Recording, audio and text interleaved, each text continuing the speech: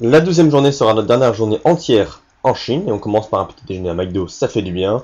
Puis on est allé vers la zone artistique 7, 9, 8, où on a pu admirer des jolis tableaux, dont ces gens fiers d'avoir leur petit livre rouge.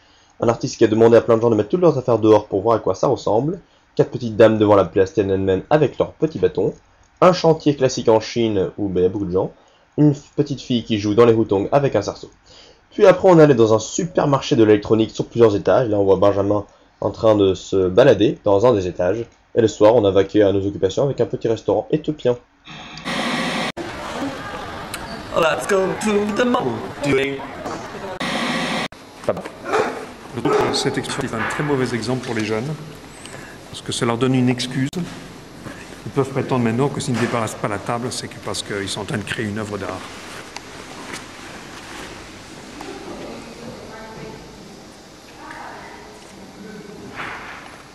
Olivier.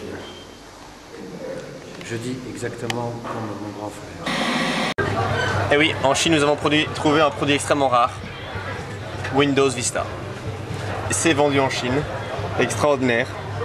Vendu à 37 exemplaires, on se rappelle la première année.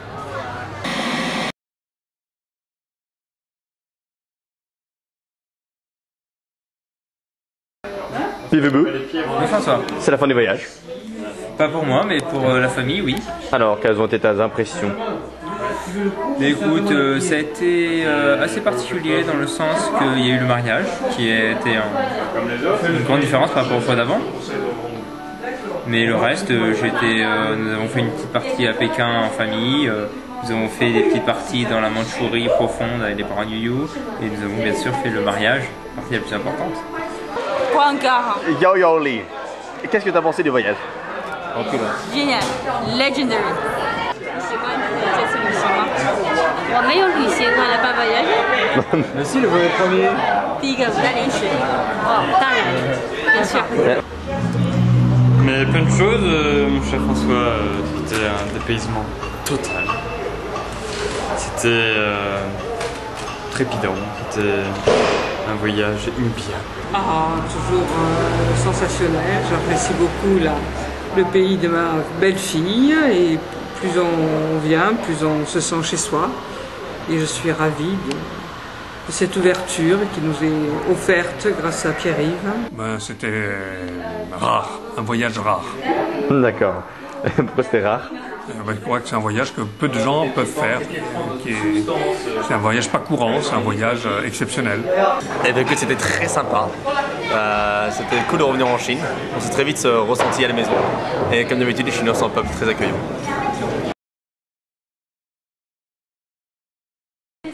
Ah, bien sûr, le mariage. Soyons réalistes. Oh, bah, le mariage, Qu'est-ce que tu as pensé du mariage?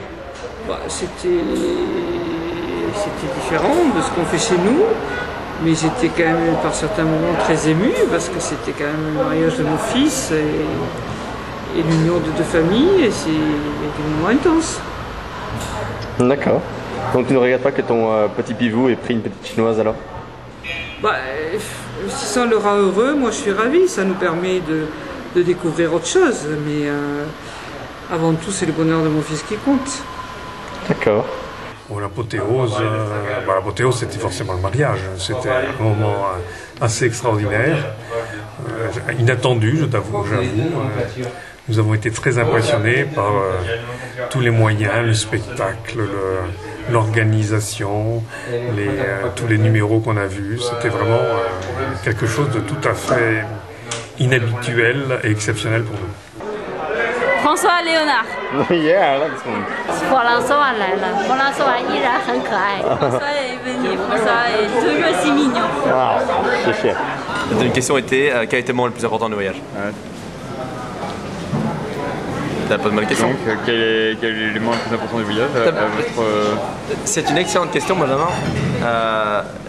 Je vais pas être très original, je pense. Mais j'ai envie de dire, lorsque j'étais en business class dans l'avion. C'était pour moi le meilleur moment du voyage.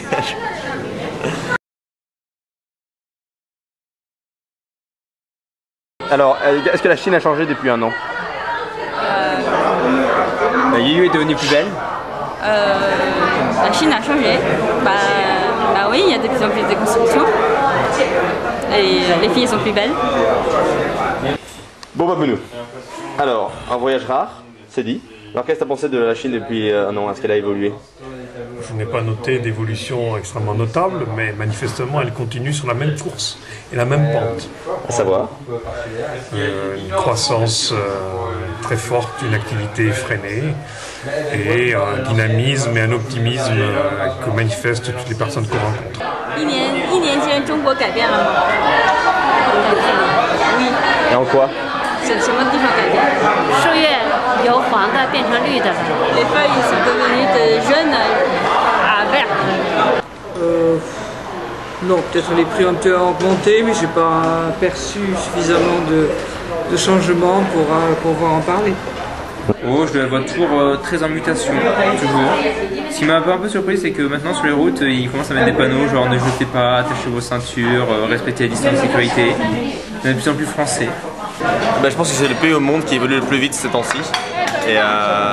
Et des chantiers qu'on avait vu à peine commencer à Nana étaient totalement terminés.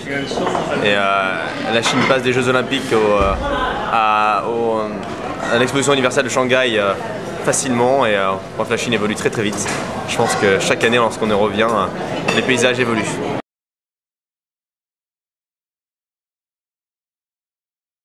Est-ce que tu as pensé que les petits Chinois ils étaient gentils? Quels petits chinois? Les petits Chinois en général. Oui, ils sont assez gentils, oui. 你对中国人怎么看？中国人是我的同胞，我很熟悉他们。Je suis très familière avec eux. Petits, car ils étaient petits, mais... C'est malin ou juste petit? Non, ils étaient petits et sympathiques. Ils encaissent bien l'alcool de riz.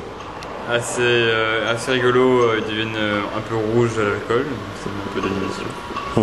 Bon, ils sont de moins en moins petits, de plus en plus grands, en tant qu'individus et en tant que nation. Adorable, j'aime beaucoup les petits Chinois. Ils conduisent comme des brutes, ils parlent très très fort, même qu'on ne comprend rien à ce qu'ils racontent. Mais c'est un peuple très accueillant et très sympathique. Même s'ils ont tendance à faire des discours un peu conventionnels, ils boivent beaucoup d'alcool, ils résistent bien à l'alcool de riz, même s'ils font moins les malins avec le vin. Et non, c'est un peuple very good, very raucheux. Égaux à eux-mêmes. Ça va? Toujours aussi aimables quand on les connaît, toujours aussi que de poissons quand ils font la voiture devant toi. Et sinon des Japonais? Je dis que je pense que c'est inutile de parler parce que tu vas s'en changer.